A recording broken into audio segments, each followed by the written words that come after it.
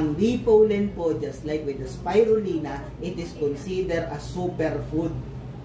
Okay? Alamin po natin bakit siya considered a superfood at bakit hindi lang siya particular doon sa benefits na pampaganda. Number 1, ang isa pong bee pollen, isa po siyang natural nutrients dense substance na ginawa po ng mga honeybees. Okay? Ang isa pong bee pollen is galing po yan sa nectars and enzymes doon sa mismong pollen. Yan. Nakahalo yung enzymes and nectars at yan po ay nagpo-form ng maliliit na granules. Kung tawagin nyo nga po parang butil ng mais or patuka ng manok. Okay? Next, banana.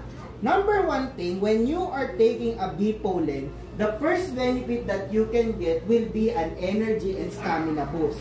Bakit? Ang bee pollen po is meron siyang mataas na content ng carbohydrates that will give energy for our body. But